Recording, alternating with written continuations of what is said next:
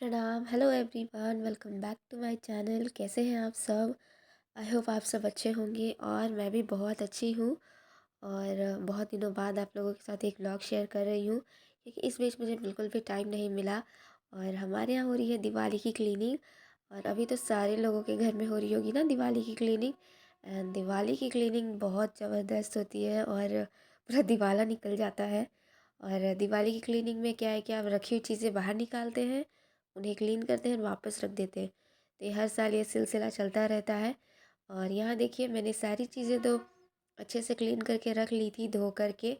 और इन्हें सुखा भी दिया था, बट इन्हें अच्छे से सहेज के समेट के नहीं रखा था। और कौन सी चीज़ कहाँ रखनी है और कैसे रखनी है वो सब भी ध्यान देना पड़ता है, क्योंकि फिर आप रख दोगे और बाद में भूल जाओगे। क्योंकि मौका है फेस्टिवल का और इतनी ज़्यादा क्लीनिंग डस्टिंग वगैरह होती है ना, चीज़ें आप अच्छे से सहेज के रखते हो तो कभी कभी कुछ ज़रूरत की चीज़ें ऐसी जगह रखा जाती है कि ढूंढने से भी नहीं मिलती। तो बस वही चीज़ है। और इस वाले कमरे की सफाई मैंने एक दिन पहले की थी बस। और सारा सामान वगैरह भी धो दिया था, बट इसको एडजस्ट नहीं किया था सारी चीज़ें। और यहाँ देखिए, मैं कौन सा तूफ़ानी काम कर रही हूँ। कुर्सी के ऊपर एक टेबल रख के उस पर चढ़ रही हूँ और बिना किसी को मतलब पकड़ाए। और गिरती तो मेरे हाथ पाँव सब बराबर हो जाते।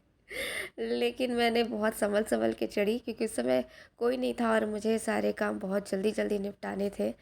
और इसलिए मैं सोच रही थी कि आराम आराम से ही मतलब ये करूं, और ताकि हाथ पैर में चोट भी ना लगे, क्योंकि अभी दिवाली की क्लीनिंग तो स्टार्ट ही हुई थी। और ये व्लॉग ना 2-4 दिन पहले ही मैंने शूट किया था।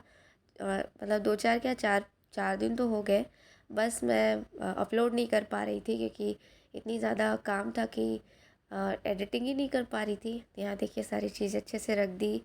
और ये अलमीरा भी मुझे अच्छे से इसको तैयार करके रखना था, सजा करके। जो भी सारी चीज़ें यहाँ पे रखती है वो सारी चीज़।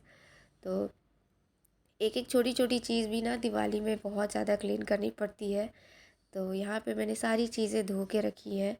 और बहुत सारी चीज़ें जितनी भी थी सबको मैंने अच्छे से धो धा करके रख दिया। और एक एक रूम मैं क्लीन करती हूँ, एक एक दिन करके। और फिर अगले दिन उसको मतलब समेट के रखती हूँ इस तरह से। तो मैंने सोचा कि चलो अभी थोड़ा टाइम है, तो किचन के भी कुछ खाली कंटेनर्स डब्बे वगैरह जो है उन्हें धो लेती हूँ। मुझे थोड़ी आसानी हो जाएगी किचन क्लीन करने में। और किचन को क्लीन करना सबसे ज़्यादा टफ़ होता है मेरे लिए, क्योंकि किचन में क्या है ना कि बहुत ज़्यादा सामान होता है, इसलिए। और एक एक चीज़ देखना और उसके बाद सबको समेट के रखना, वो सारी चीज़ें भी बहुत ज़्यादा मुश्किल हो जाती है। लेकिन क्या है कि धीरे धीरे कर ही लेती हूँ, मतलब 2 से 3 दिन तो लग जाते हैं किचन को। तो यहाँ मैंने सारे डब्बे वगैरह धो के आ गई थी छत पे।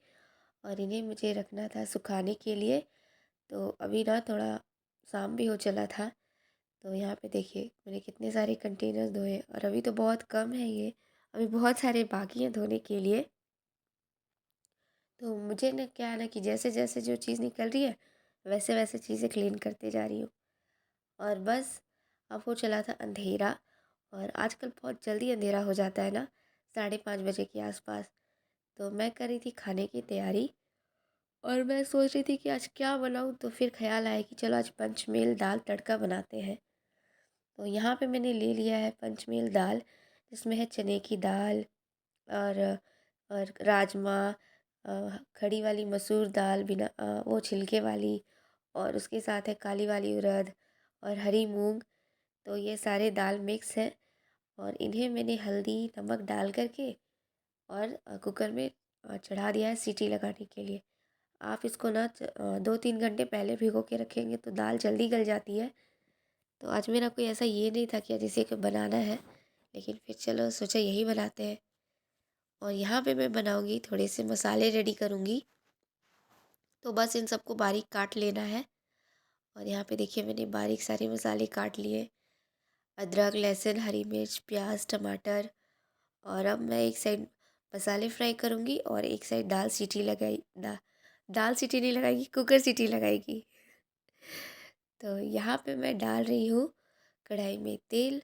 और उसके बाद मैं बनाने वाली हूँ दाल तड़का, पंचमेल तड़का। और यहाँ पे मैंने डाल दिया है जीरा, उसके साथ मैंने डाल दिया 2 तेज पत्ते और यहाँ पे एक डाल दिया है खड़ी हुई सूखी लाल मिर्च और थोड़े से लहसुन, उसके बाद अदरक, थोड़ी-सी हरी मिर्च। और मैं जब भी दाल तड़का बनाती हूँ ना, मैं इसी तरह बनाती हूँ। फ़ौरन वाले वो आप चाहो तो मसाले पीस के भी डाल सकते हैं, अदरक लहसुन का, हरी मिर्च का। उसके बाद मैंने डाल दिया है प्याज़, थोड़ा नमक, हल्दी। और नमक थोड़ा कम डाला क्योंकि दाल में भी डाला था ना। और उसके बाद डाल दिया है मैंने थोड़े से टमाटर, थोड़े से नहीं बहुत सारे। टमाटर से इसका टेस्ट बढ़ जाता है। और ये दाल के पैकेट में ये वाला तड़का मसाला मिला था, जिसमें मैंने डाला हाफ़ पैकेट। और यहाँ पे मैंने डाल दिया है 1 छोटी चम्मच कश्मीरी लाल मिर्च।